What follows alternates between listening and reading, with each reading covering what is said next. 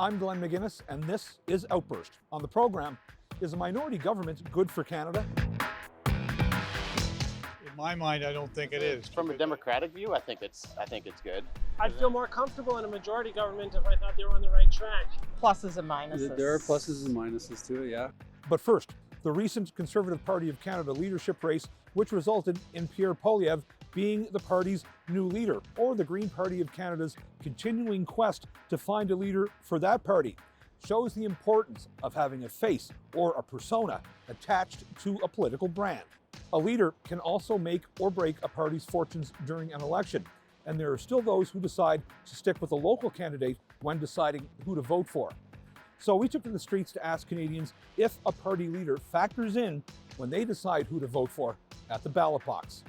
Our question: how much influence does a party leader have on your vote? You know what? It's funny you say that. That's something I've thought about a lot. Like when I go to the polls, I think about why do I vote? And the party leader to me is foundational. That's what I migrate towards. The person that I feel is best suited to guide our country and lead that country through. And it means everything to me. It's probably the most significant thing when I vote and go to the polls as a party leader. A bit of an influence. I want them to be charismatic and someone that could negotiate and be a good representative of the people here.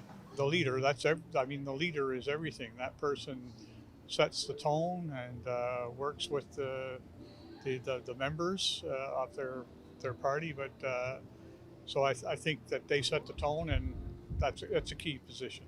I think the party leader does have an influence on my vote, because I think that that person has to bring everybody into the tent, so to speak. And I'm concerned if that person is not able to bring together the people to drive ahead the agenda that's good for all Canadians. So I think having a good leader is very important, both domestically and on the international stage. You don't vote for the leader, you vote for your person in your riding.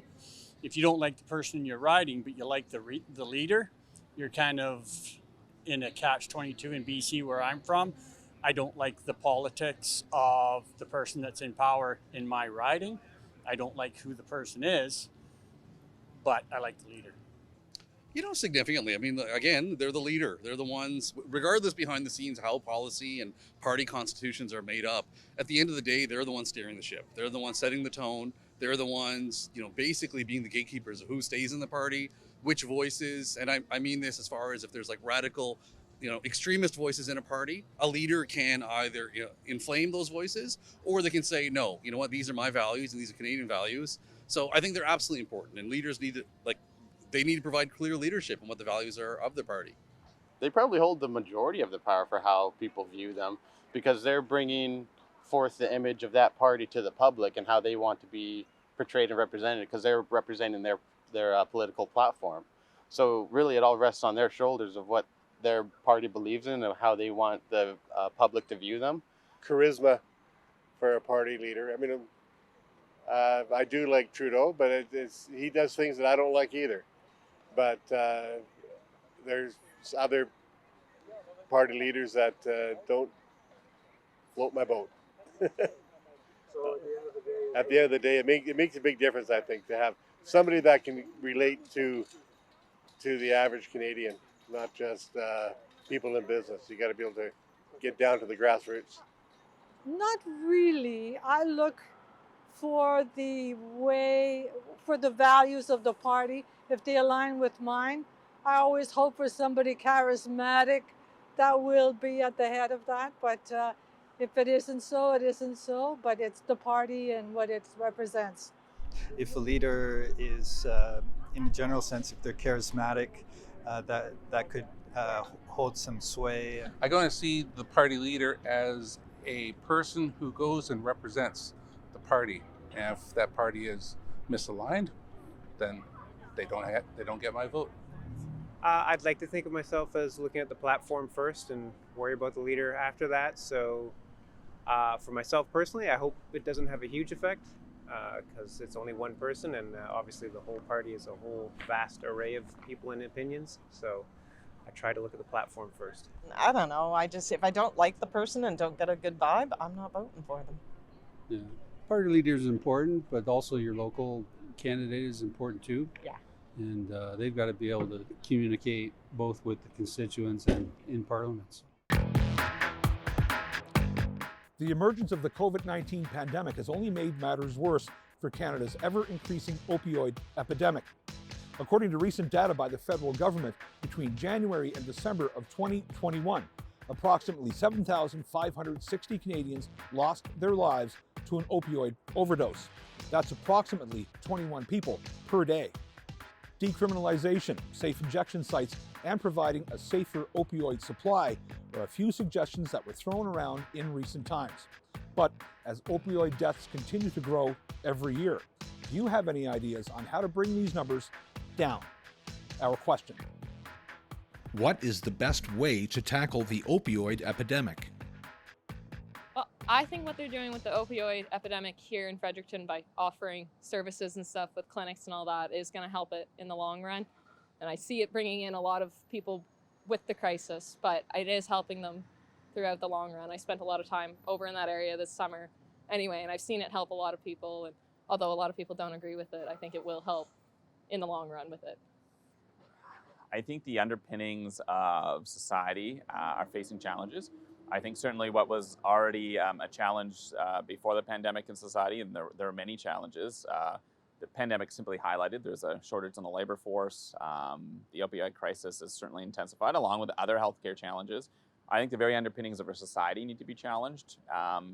The opioid crisis is simply a symptom of a culture that is facing challenges that we haven't addressed for years and years. So I think taking a look at our whole society is going to be the very first step at addressing the opioid crisis. You know, first and foremost, I think you need stuff like a lot more treatment programs, and things like, I think Insight in Vancouver is an amazing program, because in order to help people with the addictions, you want to be able to get them stabilized, but also to get them in around people who can help, right? The right services. So Insight, safe injection sites like that, community resources can be there as well, so that people can talk with them, to maybe access them if they're ready to finally try to get some help and to maybe, change their life. So I think being progressive, the war on drugs obviously has failed several times over. Enforcement, even police will tell you it's not the way to go. So I think dealing with it with more compassion, stuff like Insight, I think seeing that come across the country would be good. Oh, harm reduction.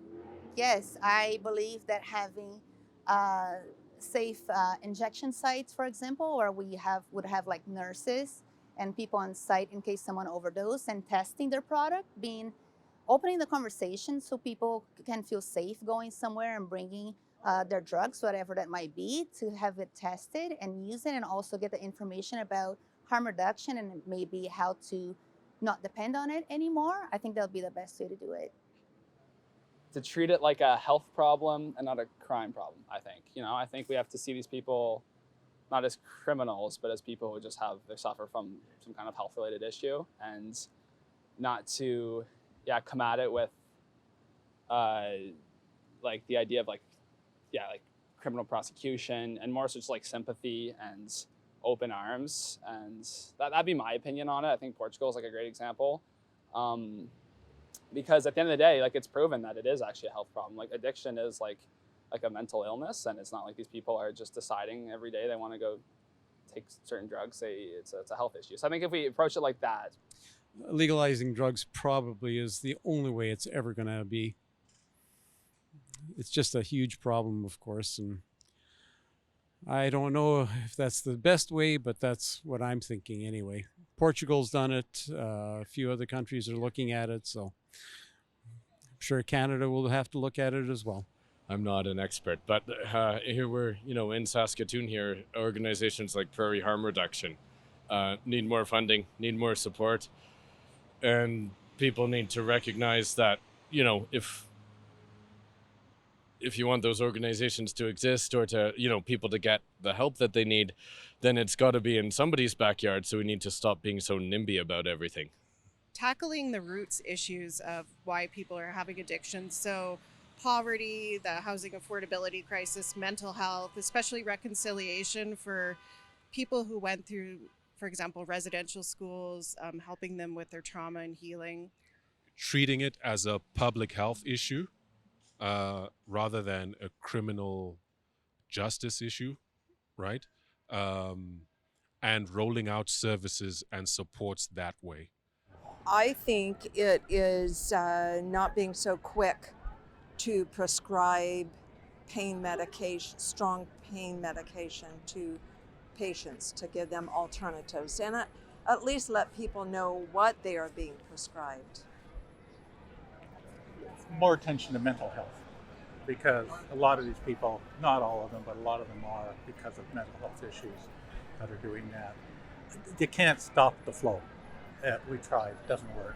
So I definitely work a little closer to this community. So I feel like having, and again, this is obviously not a something that I should be speaking about totally about, but I think having safe injection sites for these people to safely get what they need would be important, especially for the people who are in need of this types of substances and rely on it, where they can get it safely and not have it tainted with other things that they don't know where it's from. So, well, I think the conversation just needs to change. So right now, we see drugs, even now beyond cannabis, very stigmatized, very seen through a criminal lens. BC is making strides towards changing that conversation towards a more health-focused conversation rather than criminal, by getting special permission to decriminalize certain narcotics. And I think that should happen, personally, I think that should happen Canada-wide if we want to get these dangerous drugs off our streets, get them into safe places where those who do use them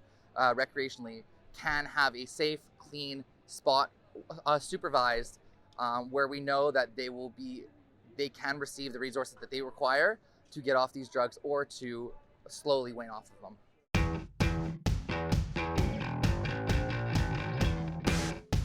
Which politician was often referred to as the best Prime Minister Canada never had?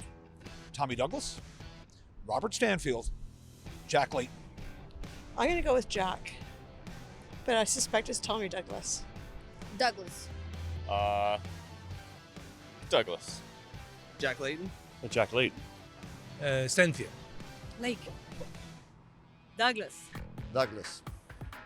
The answer, Robert Stanfield. Very good, sir. Thank you. You did it.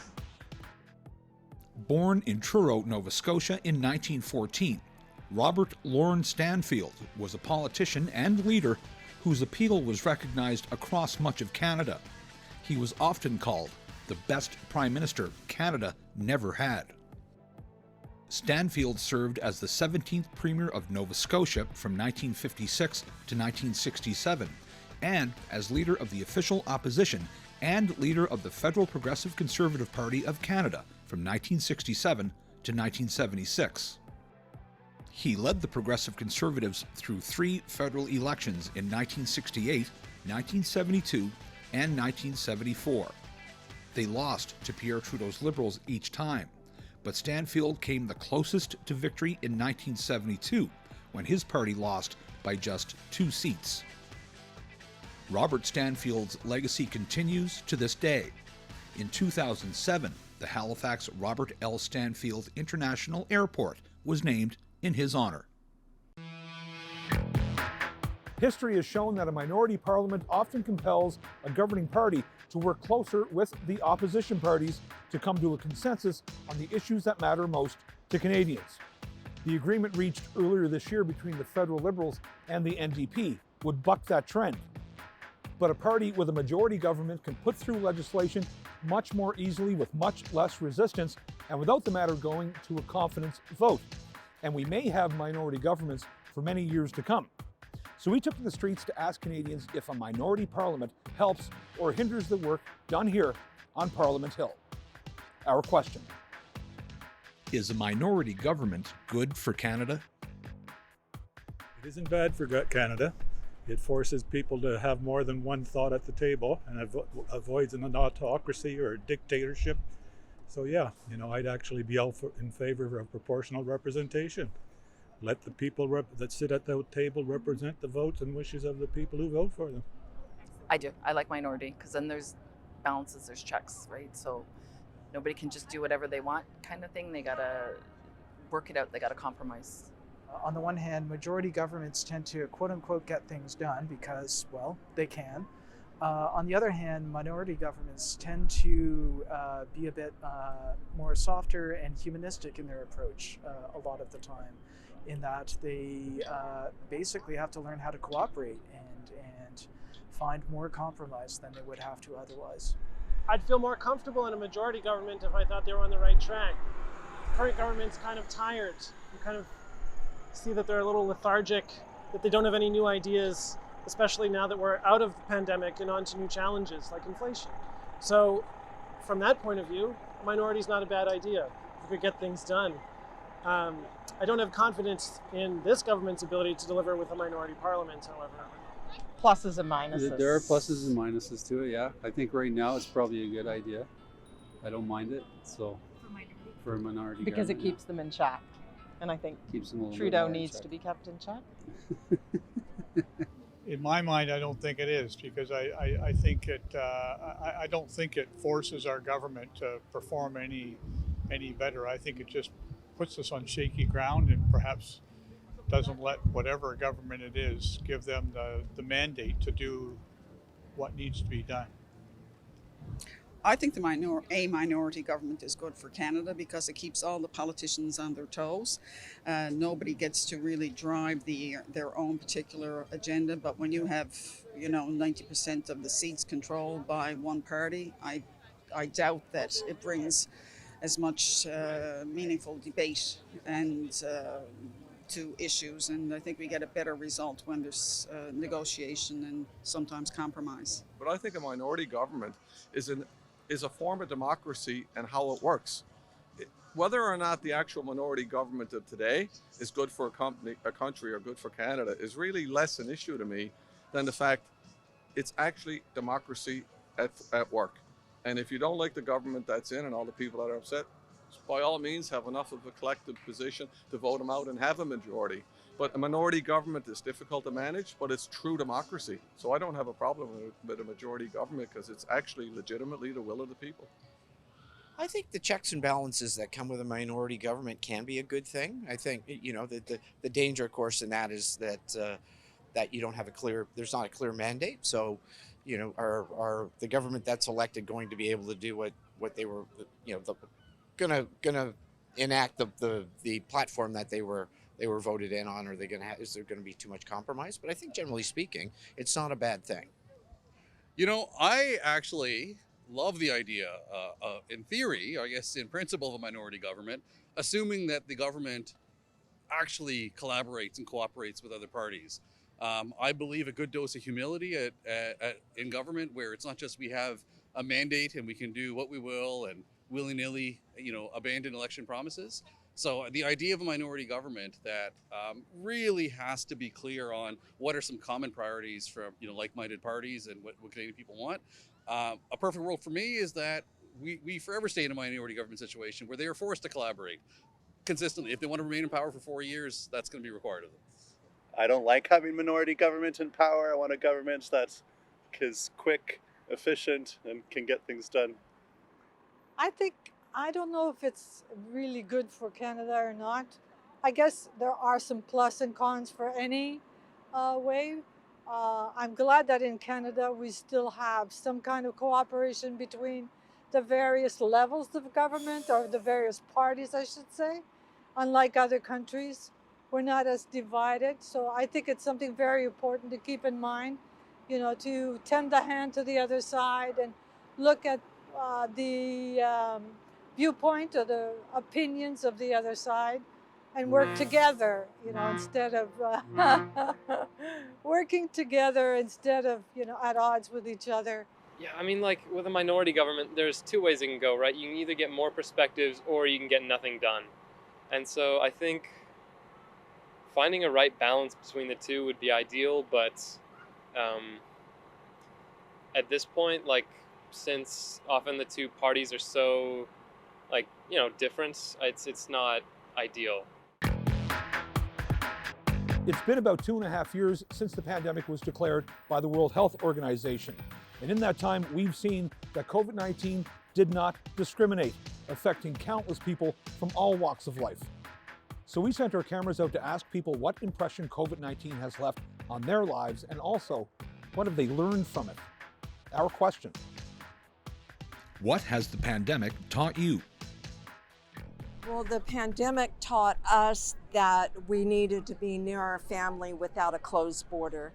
And that's the reason why we moved, to be closer to our children, and how important that was. Even if the pandemic gets better in 5 years, 10 years, what's the guarantee that the border is not going to close? So because of that, we moved to Arizona from Alberta just 6 months ago.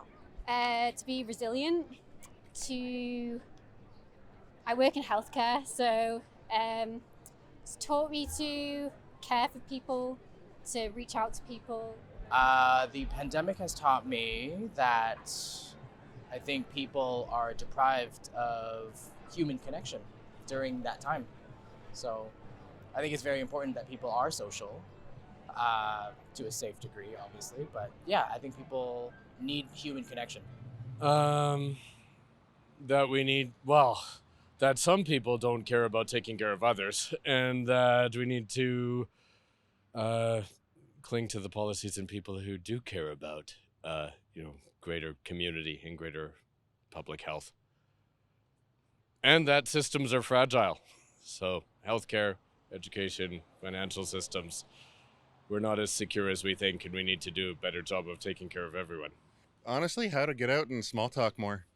I used to be a homebody before the pandemic, thought it was cool, everybody's living my lifestyle, and being a mole person isn't good for anybody. So yeah, the biggest thing is taught me how to go and say hi to anybody walking down the street, really. If I had to say, just be together when you can. Family matters. In times like that, it's important to be together with people you love. Yeah. Yeah, I like that answer. Travel while you can. Do it when there's a reason to. Do it when you can. Explore the world. Stuff like that, yeah. I think it's taught us that there's a lot of cracks in our system with regards to how the government responds to things. In terms of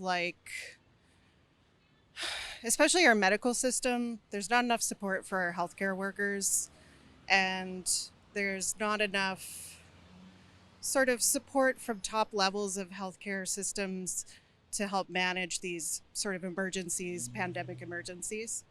So it makes me worried about things in the future. Resiliency for sure. I have a child that plays a high level of hockey, and everything shut down for him, and he had to move to online learning. And I have a husband who's a teacher, and so when the pandemic hit, we were all stuck at the kitchen table working and trying to coexist and be at home with each other. So I would honestly say resiliency. That we are a polarized society. More so than I ever thought we would be, in terms of our philosophies and our belief structure and our faith in society. A whole bunch. I think an important aspect of all of this has been the power of misinformation, right? There's a saying, popular saying that a lie has made its way halfway across the world when the truth is still getting its boots on. And I think that was the case in the pandemic. A lot of misinformation, a lot of people very quickly confused about, what the do's and don'ts were, what was good to do and what wasn't. I think that was tragic. It taught me to be more positive about life, because it shows that we have only one life to live, and to respect other people also on their decisions. And for me, it changed my life so much. Yeah, both patience and impatience, I think. Yeah. Because a lot of things have changed, but I understand why they have, and I know that it's necessary, but also I'm a student, so I get really impatient with the school and the way they handle things, because they don't have a very good outlook on it, in my opinion. Yeah. It's very much changed the way that It's taught me that it's okay for me to kind of adapt to new environments. I think of myself as a person who relies on schedules and things, so I very much had to reevaluate. So it's made me definitely more patient, I think. You're right. The pandemic has taught me to focus on the day and perhaps not the year ahead. Things changed very quickly, and I think we took a lot of things for granted before the pandemic that we no longer can take for granted. To not look too far ahead, I think, is what the pandemic's taught us, right? It's been really different. Everybody got through a lot of curveballs, so just had to kind of roll with the punches and try to figure out, day to day what was best for you and your family. So I guess, not to look ahead and just to, kind of be in the moment. The pandemic has taught me the importance of like human connection and that it's a lot different online versus in person. We're both university students, so we just did our first 2 years practically all online. So we're really excited to get back in person. I think it has taught me that material stuff means absolutely nothing if we can't have our community support and be socializing with people. So I think it taught me that you don't really need to have a lot of stuff as long as you can have a healthy community and be with your family and your friends and your group. I think that's the most important thing. Thanks for watching this episode of Outburst on CPAC. If you have any comments about this show or any other show, you can find us on social media. You can also find us on our website at www.cpac.ca. I'm Glenn McGuinness, and on behalf of my colleagues at the Cable Public Affairs Channel, thanks for watching. We'll see you next time.